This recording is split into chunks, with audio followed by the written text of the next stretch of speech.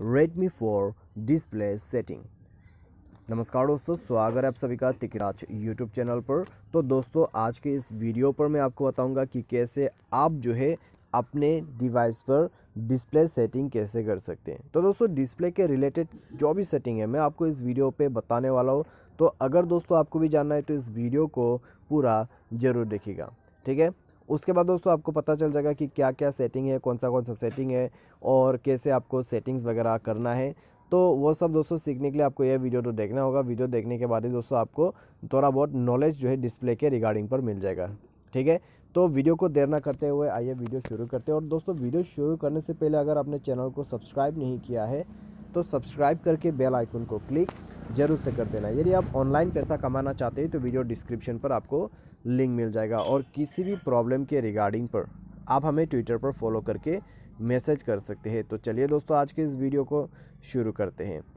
तो दोस्तों, सबसे पहले तो आपको करना क्या है, अगर दोस्तों आपको जो है यहाँ पे डिस्प्ले सेटिंग करना है तो आप जाइए दोस्तों अपने मोबाइल के सेटिंग पर। और उसके बाद दोस्तों आपको यहाँ पर देखने को मिल जाएगा जैसे कि डिस्प्ले ऑप्शन। डिस्प्ले पर जाते ही दोस्तों आपको यहाँ पे एक ऑप्शन मिलेगा जो कि यहाँ पर दिया हुआ है ब्राइटनेस लेवल, ठीक है। सबसे पहला ऑप्शन ब्राइटनेस लेवल, जहाँ से आप ऑटोमेटिक ब्राइटनेस सेट कर सकते हैं या फिर अपना जो ब्राइटनेस है उसको इंक्रीज़ कर सकते हैं या फिर डिक्रीज़ कर सकते हैं इस स्लाइडर के मदद से। उसके साथ ठीक नीचे में आपको मिलेगा रीडिंग मोड, जहाँ से आप रीडिंग मोड को इनेबल कर सकते हैं, डिसेबल कर सकते हैं, रीडिंग मोड को शेड्यूल कर सकते हैं, ठीक है। शेड्यूलिंग टाइम आपको नीचे पर मिल जाएगा। और रीडिंग मोड को कितना आपको जो है यहाँ पर दोस्तों एडजस्ट करना है वो आप इस स्लाइडर के मदद से नीचे पर आप कर सकते हैं, ठीक है। तो ये सब आप यहाँ पर दोस्तों कर सकते हैं।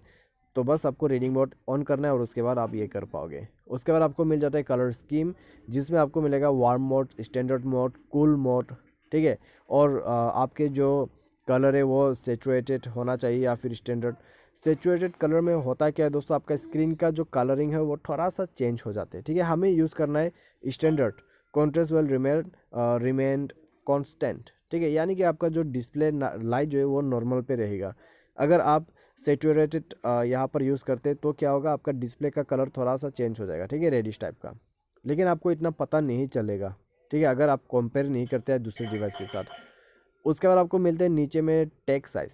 टेक्स्ट साइज़ दोस्तों ये आपको पता होगा कि यहाँ से आप इस लर्ज कर सकते हैं, एक्स्ट्रा लार्ज, और ये तो बहुत ज़्यादा लर्ज, ठीक है।